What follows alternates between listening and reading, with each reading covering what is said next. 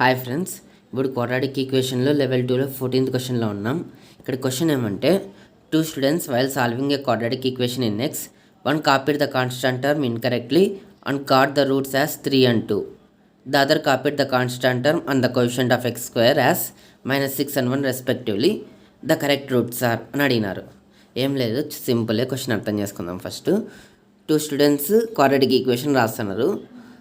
First student రాసేటప్పుడు ఏం చేసినాడు, కాన్స్టాంట్ టర్మ్ ఉంటుంది చూడు, a² + bx + c = 0లో c అనే టర్మ్ అది రాంగ్ తీసుకున్నాడు.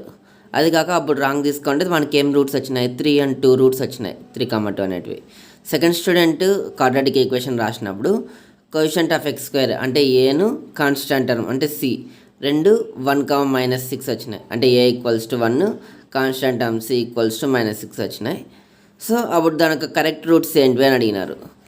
సో సింపుల్ ఇది చూద్దాం. ఫస్ట్ ax² + bx + c = 0 అని ఒక ఈక్వేషన్ అనుకుందాం. దానికి ఫస్ట్ స్టూడెంట్ ప్రకారం 3, 2 రూట్స్ వచ్చినాయి. సమ్ ఆఫ్ రూట్స్ ఏమవుతుంది, -b/a = 5 అవుతుంది. అవి అట్లే పెట్టుకున్నాం.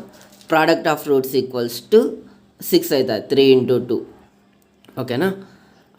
ప్రోడక్ట్ ఆఫ్ రూట్స్ అంటే ఇక్కడ ఏంది, కాన్స్టాంట్ టర్మ్ అనే కదా, అది రాంగ్ అని క్వశ్చన్లో ఇచ్చినారు వాళ్ళే, రాంగ్ తీసుకున్నారని.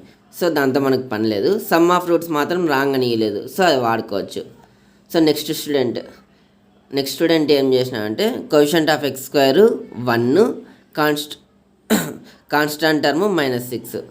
ఇంకా బి వాల్యూ కూడా తెలియదు, అంటే x² + bx -6 = 0కి ఆల్ఫా, బీటా అని రూట్స్ అనుకుందాం. మనం ఆల్ఫా, బీటానే కనుక్కోవాలి, ఎందుకంటే a = 1, c = -6.